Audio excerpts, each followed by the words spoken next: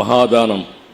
అలాంటి అన్నదానంలో 22 లక్షల మందికి ప్రతిరోజు అక్షయ పాత్ర ద్వారా అన్నం పెట్టే పరిస్థితిలో ఉన్నారు.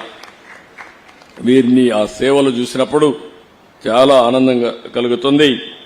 వీళ్ళు ఉన్నప్పుడు నేను చూశాను, ఇక్కడ కృష్ణా పుష్కరాలు పెట్టినప్పుడు దగ్గర ఒక 3 లక్షల మందికి భోజనం పెట్టే పరిస్థితికి వచ్చారు. మేము అన్నా క్యాంటీన్ పెట్టినప్పుడు ఆ అన్నా క్యాంటీన్కి వాళ్ళకే అప్పచెప్పాం. ఒక చిన్న కంప్లైంట్ లేకుండా బ్రహ్మాండంగా అన్నా క్యాంటీన్ నిర్వహించిన ఘనత కూడా అక్షయ పాత్రదని చెప్పి కూడా నేను మీకు తెలియజేస్తున్నా. 203 కేంద్రాలు పెట్టాం. ఆ 203 కేంద్రాల ద్వారా పెద్ద ఎత్తున పెడితే ఈరోజు గడచిన ప్రభుత్వం అన్నా క్యాంటీన్ల పైన కక్షగట్టి మూసేసే పరిస్థితికి వచ్చారు. మళ్లీ తొందరలోనే అన్నా క్యాంటీన్లు ప్రారంభిస్తామని చెప్పి మీ అందరికీ హామీ ఇస్తున్నా. దీనికి ఒక స్ఫూర్తి కూడా ఉంది. ఒక పక్క అక్షయ పాత్ర, ఒక పక్క నందమూరి తారక రామారావు గారు కూడా మొట్టమొదటిసారిగా తిరుమల తిరుపతి దేవస్థానంలో అన్నదానం ప్రారంభించారు. ఆ కార్యక్రమానికి శ్రీకారం చుట్టారు. ఈరోజు దాతలకు కొదవలేదు. ఈ దేశంలో నమ్మకమైన వ్యవస్థ ఉండాలి.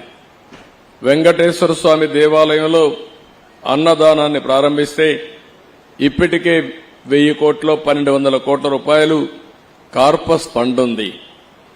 ఎవరైనా సరే బర్త్డే గాని వాళ్ళ ఇంట్లో ఎవరైనా జన్మదినాన్ని సెలబ్రేట్ చేసుకుంటే ఒక రోజంతా కూడా డొనేట్ చేసే పరిస్థితికి వస్తున్నారు. అంటే అక్షయ పాత్ర కూడా మీరు ఒక్కసారి చూస్తే ఏ పని చేయాలన్నా ఒక నిర్ణయం చేస్తే ఆ నిర్ణయాన్ని బ్రహ్మాండంగా ఆమోదిస్తున్నారు. ఇప్పుడు 70-80 ప్లేసెస్ లో వాళ్ళు మోడర్న్ ఎక్విప్మెంట్ పెట్టి ఆధునికమైన వసతులతో వంట సెంట్రలైజ్డ్ కిచెన్ పెట్టి బ్రహ్మాండంగా చేస్తున్నారని చెప్పి కూడా నేను మీకు తెలియజేస్తున్నా. ఇవన్నీ చూసినప్పుడు ఇక్కడ ఎంత మాట్లాడినా తక్కువ అవుతుంది. ఈ ఆర్గనైజేషన్ మనస్ఫూర్తిగా అభినందిస్తున్నా. భగవంతుడు ఆశీస్సులు ఈ ఆర్గనైజేషన్ మెండుగా ఉన్నాయి. ప్రజల నమ్మకాలు కూడా ఉన్నాయి.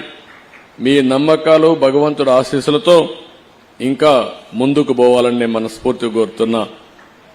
పెనుగొండలో ఒక పక్క లక్ష్మీ నరసింహస్వామి స్టాచ్యూ 108 అడుగులు సింగిల్ స్టోన్ తో తయారు చేయడానికి ముందుకు వచ్చారు. అది నేను ఎప్పుడో అప్పచెప్పాను. కానీ గడిచిన ప్రభుత్వం దానికి కూడా అడ్డుపడే పరిస్థితికి వచ్చారు. ఏ మంచి కార్యక్రమం ఉన్నా దాన్ని అడ్డుపడడం 5 ఏళ్లలో ఈ రాష్ట్రంలో జరిగింది. ఇంకా అలాంటి స్పీడ్ బ్రేకర్లు గాని విధ్వంసంగా ఉండదు. పూర్తిగా ప్రోత్సహిస్తాం. మంచి చేసే వాళ్ళందరికీ చిరునామాగా ఆంధ్రప్రదేశ్ ఉంటుందని, అలాంటి మంచి కార్యక్రమాలతో మీరు ముందుకు రావాలని మీరు కూడా అందరినీ ప్రజలను కోరుతున్నా. 5 కోట్ల పైన ఉన్నాం ఆంధ్రప్రదేశ్ లో. తెలంగాణ ప్రపంచం అంతా కలిస్తే 10 కోట్ల మంది తెలుగు జాతి ఉంది. నా ఉద్దేశం ఒకటి, భారతీయులు బాగుండాలి, అందులో అగ్రస్థానంలో తెలుగు జాతి ఉండాలనేది నా ప్రగాఢమైన ఆకాంక్ష. అది నా కోరిక. అందుకే నేను మిమ్మల్ని అందరినీ కోరుతున్నా, ఇలాంటి మంచి కార్యక్రమాలకి మీ వంతు సహకారాన్ని కూడా అందించండి. ఇది ఓసారి డబ్బులు భగవంతుడు ఇస్తాడు. భగవంతుడు ఇచ్చిన డబ్బుల్ని సద్వినియోగం చేసే ఆలోచన మనం చేయాల్సిన అవసరం ఉంది. అలాంటి మంచి కార్యక్రమాలకు గాని మనం ఖర్చు పెట్టగలిగితే భగవంతుడు ఇంకా మీకు ఐశ్వర్యాన్ని ఇస్తాడు, ఆరోగ్యాన్ని ఇస్తాడు. ఈ విషయం కూడా మీరు గుర్తుపెట్టుకోవాల్సిందిగా మరొక్కసారి కోరుకుంటూ, ఇలాంటి కార్యక్రమాల్లో విధిగా భాగస్వాములు కావడం కూడా చాలా మంచిది. ఈరోజు భారతదేశంలో ఒక వ్యవస్థ ఉంది, కుటుంబ వ్యవస్థ. ప్రపంచంలో ఎక్కడా లేనటువంటి గొప్ప సంపద భారతదేశంలో ఉంది. ఆ సంపదే కుటుంబ వ్యవస్థ అని చెప్పి నేను మీకు తెలియజేస్తున్నా.